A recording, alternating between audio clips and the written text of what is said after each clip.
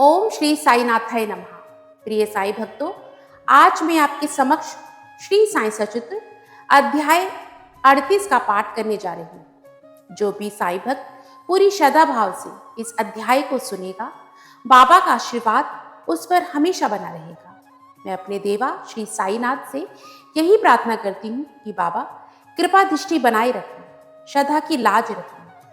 जाने अनजाने में बाबा अगर मुझसे कोई भूल चूक हो जाए तो क्षमा करना। अध्याय 38। जो मस्जिद की सीढ़ी चढ़ता है उसके कलेश मिट जाते हैं। नासिक जिले के मालेगांव के एक डॉक्टर का भतीजा एक असाध्य रोग से पीड़ित था। उन्होंने काफी उपचार कराया लेकिन लाभ ना हुआ। मित्र और संबंधी व बालक के माता पिता बालक को साथ लेकर शिरडी आए। उन्होंने बाबा को साष्टांग प्रणाम कर श्री चरणों में बालक को डाल दिया और बड़ी नम्रता तथा आदर पूर्वक विनती की कि प्रभु, हम लोगों पर दया करो। आपका संकट मोचन नाम सुनकर ही हम लोग यहाँ आए। दया कर इस बालक की रक्षा कीजिए प्रभु, हमें तो केवल आपका ही भरोसा है। प्रार्थना सुनकर बाबा को दया आ गई और सांत्वना देकर कहा कि जो इस मस्जिद की सीढ़ी चढ़ता है उसे जीवन पर्यंत कोई दुख नहीं होता। चिंता ना करो, यह उदी ने उस रोग प्रभावित स्थान पर लगाओ। ईश्वर पर विश्वास रखो, वह सप्ताह के अंत में पूर्ण स्वस्थ हो जाएगा। बालक को बाबा के सामने बिठाया गया। वे उस रोगग्रस्त स्थान पर अपना हाथ फेरते हुए दयापूर्ण दृष्टि से बालक की ओर निहारने लगे। रोगी अब प्रसन्न रहने लगा और उदी के लेप से बालक थोड़े समय में ही स्वस्थ हो गया। माता पिता अपने को बाबा का ऋणी और कृतज्ञ मानकर बालक को लेकर शिरडी से चले गए। भाव का नासूर नष्ट हो गया। डॉक्टर पिल्ले बाबा के परम भक्त थे, इसी कारण वे उन पर अधिक स्नेह रखते थे और उन्हें सदा भाव कहकर पुकारते तथा हर समय उनसे वार्तालाप करके प्रत्येक विषय में परामर्श भी लिया करते थे। उनकी सदैव यही इच्छा रहती कि वे बाबा के समीप ही बने रहे। एक बार डॉक्टर पिल्ले को नासूर हो गया। वे काका साहेब दीक्षित से बोले कि मुझे असहनीय पीड़ा हो रही है और मैं अब इस जीवन से मौत भले ही समझता हूँ। मुझे ज्ञात है कि इसका मुख्य कारण मेरे पूर्व जन्मों के कर्म ही है। जाकर बाबा से कहो कि वे मेरी यह पीड़ा अब दूर करें। मैं अपने पिछले जन्म के कर्मों को अगले 10 जन्मों में भोगने को तैयार हूं। तब काका दीक्षित ने बाबा के पास जाकर उनकी प्रार्थना सुनाई। उनकी प्रार्थना सुनकर उन्हें भी दया आ गई और उन्होंने दीक्षित से कहा कि पिल्ली से जाकर कहो कि घबराने की ऐसी कोई बात नहीं।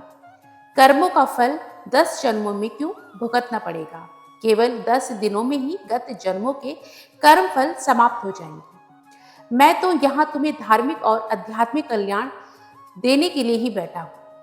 प्राण त्यागने की इच्छा कदापि नहीं करनी चाहिए। जाओ, किसी की पीठ पर लाद कर उसे यहाँ ले आओ। मैं सदा के लिए उनको कष्टों से मुक्त कर दूंगा। तब उसी स्थिति में पिल्ली को वहां लाया गया। बाबा ने अपनी दाहिनी ओर उनके सिरहाने अपनी गादी देकर सुख से लिटाकर कहा कि इसकी मुख्य औषधि तो यह है कि पिछले जन्मों के कर्म फल को अवश्य ही भोग लेना चाहिए ताकि हमेशा के लिए छुटकारा हो जाए। हमारे कर्म ही सुख दुख के कारण होते हैं, इसीलिए जैसी भी परिस्थिति आए उसी में संतोष करना चाहिए। अल्लाह ही सबको फल देने वाला है और वही सबकी रक्षा करता है। ऐसा विचार कर सदैव उनका ही स्मरण करो, वे ही तुम्हारी चिंता दूर करेंगे। तन मन धन और वचन द्वारा उनकी अनन्य शरण में जाओ, फिर देखो कि वे क्या करते हैं। डॉक्टर पिल्ले ने कहा कि नाना साहिब ने मेरे पैर में एक पट्टी बांधी है, परंतु मुझे उससे कोई लाभ नहीं पहुंचा। बाबा ने कहा, नाना तो मूर्ख है, वह पट्टी हटाओ नहीं तो मर जाओ। थोड़ी देर में ही एक कौवा आएगा और वह अपनी चोंच इसमें मारेगा, तब तुम शीघ्र अच्छे हो जाओगे। तब वह वार्तालाप हो ही रहा था कि तभी अब्दुल, जो मस्जिद में झाड़ू लगाने तथा दिया बाती आदि सफाई करने का कार्य करता था, वहां आया। तब ही वह दिया बत्ती व साफ सफाई कर ही रहा था तो अचानक ही उसका पैर डॉक्टर पिल्ले के नासूर वाले पैर पर पड़ा। पैर तो सूजा ही हुआ था, और फिर अब्दुल के पैर से दबा तो उसमें से नासूर के 7 कीड़े बाहर निकल आए। कष्ट असहनीय हो गया और डॉक्टर पिल्ले चिल्ला पड़े, किंतु कुछ समय के बाद वे शांत होकर गीत गाने लगे। तब बाबा ने कहा, देखा भाऊ, अब अच्छा हो गया है, और गाना गा रहा है। गाने के बोल थे, करम कर मेरे हाल पर तू करीम, तेरा नाम रहमान है और रहीम, तू ही दोनों आलम का सुल्तान है, जहां में नुमाया तेरी शान है। फना होने वाला है सब कारोबार, रहे नूर तेरा सदा आशकार, तू आशिक का हमदर्द मददगार है। फिर डॉक्टर पिल्ले ने पूछा कि वह कौवा कब आएगा और कब चौंच मारेगा। बाबा ने कहा, अरे क्या तुमने कौवे को नहीं देखा? अब वह नहीं आएगा। अब्दुल, जिसने तुम्हारा पैर दबाया, वही कौवा था। उसने चौंच मारकर नासूर को हटा दिया। वह अब फिर से क्यों आएगा? अब जाकर वाड़े में विश्राम करो, तुम शीघ्र ही स्वस्थ हो जाओगे।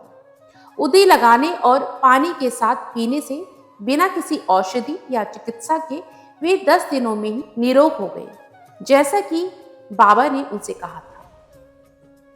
उदी के प्रभाव से रोग गायब। श्यामा के छोटे भाई बाबा जी सांवली विहीर के पास रहते थे। एक बार उनकी पत्नी को गिल्टियों वाला प्लेग हो गया। उसे ज्वर हो गया और उसकी जांच में प्लेग की 2 गिल्टियां निकल आई। बाबा जी दौड़कर श्यामा के पास गए और सहायता के लिए बाबा के पास चलने को कहा। श्यामा भयभीत हो गए। उन्होंने सदैव की भांति बाबा के पास जाकर उन्हें नमस्कार किया और सहायता के लिए उनसे प्रार्थना की तथा भाई के घर जाने की अनुमति मांगी। बाबा ने कहा कि इतनी रात कहाँ जाओगे, केवल उदी ही भेज दो। बुखार और गिल्टी की चिंता क्यों करते हो? भगवान तो अपने पिता और स्वामी है, वह शीघ्र ही स्वस्थ हो जाएगी। अभी मत जाओ, प्रातःकाल जाना और शीघ्र ही लौट आना। श्यामा को तो उस मृत संजीवनी उदी पर पूर्ण विश्वास था। उसे ले जाकर उसके भाई ने थोड़ी सी उदी गिल्टी और माथे पर लगाई, कुछ जल में घोलकर रोगी को पिला दी। जैसे ही उसका सेवन किया, वैसे ही पसीना प्रवाहित होने लगा, ज्वर मंद पड़ गया और रोगी गहरी नींद में सो गया। दूसरे दिन बापा को अपनी पत्नी को स्वस्थ देखकर बड़ा आश्चर्य हुआ। दूसरे दिन जब श्यामा बाबा की आज्ञा प्राप्त कर वहां पहुंचे, तो अपने भाई की स्त्री को चाय बनाते देखकर उन्हें बड़ा ही आश्चर्य हुआ। अपने भाई से पूछताछ करने पर उन्हें पता चला कि बाबा की उदी ने एक रात्रि में ही रोग को समूल नष्ट कर दिया है। चाय पीकर श्यामा शिरडी लौट आया और बाबा को प्रणाम कर बोला कि देवा, यह क्या नाटक है? पहले बवंडर उठाकर हमें अशांत कर देते हो, फिर हमारी शीघ्र सहायता कर सब ठीक ठाक कर देते हो। बाबा ने उत्तर दिया कि तुम्हें ज्ञात होगा कि कर्म पथ अति रहस्यपूर्ण है। यद्यपि मैं कुछ भी नहीं करता, फिर भी लोग मुझे ही कर्मों के लिए दोषी ठहराते हैं। मैं तो एक दर्शक मात्र ही हूँ। केवल ईश्वर ही एक सत्ताधारी और प्रेरणा देने वाले हैं। वे ही परम दयालु हैं। मैं न तो ईश्वर हूँ और ना मालिक, केवल उनका एक आज्ञाकारी सेवक ही हूँ और सदैव उनका स्मरण किया करता हूँ। जो निराभिमान होकर अपने को कृतज्ञ समझकर उन पर पूर्ण विश्वास करेगा, उसके कष्ट दूर हो जाएंगे और उसे मुक्ति की प्राप्ति हो जाएगी। उदी के कुछ अन्य चमत्कार। एक ईरानी छोटी कन्या घंटे घंटे पर मूर्छित हो जाया करती थी। जब विविध उपचारों से भी उसे लाभ नहीं हुआ, तब कुछ लोगों ने कन्या के पिता से बाबा की उदी की बहुत प्रशंसा की और कहा कि वह विल्ले पार्ला यानी बंबई में काका साहब दीक्षित के पास से ही प्राप्त हो सकती है। तब ईरानी ने वहां से उदी लाकर जल में घोलकर अपनी बेटी को पिलाया।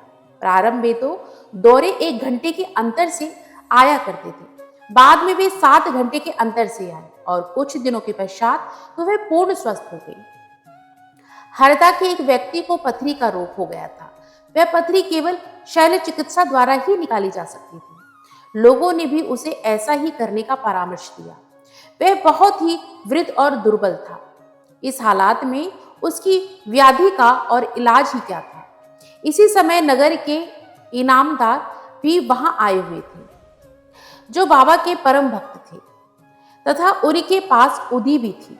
कुछ मित्रों के परामर्श से उनके पुत्र ने उनसे कुछ उदी लेकर अपने वृद्ध पिता को जल में मिलाकर पीने को दी। उदी उदी के पेट में जाने के 5 मिनट बाद ही पथरी मल मूत्र मार्ग से बाहर निकल गई और वह वृद्ध शीघ्र ही स्वस्थ हो गया। इसी तरह बंबई की कार्यस्थ प्रभु जाति की एक महिला को प्रसव काल में बहुत पीड़ा हो रही थी। इसके उपचार के लिए उनके एक मित्र श्री राम मारुति ने सुझाव दिया कि यदि इस पीड़ा से मुक्ति चाहते हो तो अपनी पत्नी को शिरडी ले जाओ। पुनः जब उनकी स्त्री गर्भवती हुई तो वे दोनों पति पत्नी शिरडी आए और वहां कुछ महीने ठहरे। वे बाबा की नित्य सेवा करने लगे। उन्हें बाबा के सत्संग का भी बहुत लाभ हुआ। कुछ दिनों के पश्चात जब प्रसव काल समीप आया तब सदैव की भांति गर्भाशय के द्वार में रुकावट के साथ बड़ी पीड़ा होने लगी। थोड़ी ही देर में एक पड़ोसन आई और उसने मन ही मन बाबा से सहायता की प्रार्थना की और जल में उदी मिलाकर उसे पीने को दी।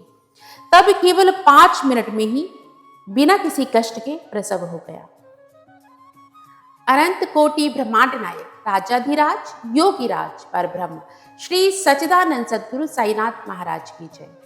जिस भी साईं भक्त ने इस अध्याय को सच्चे भाव, श्रद्धा और विश्वास के साथ सुना है, बाबा उसकी सभी मनोकामनाएं पूर्ण करे और बाबा का आशीर्वाद हमेशा उस पर और उसके परिवार पर बना रहे।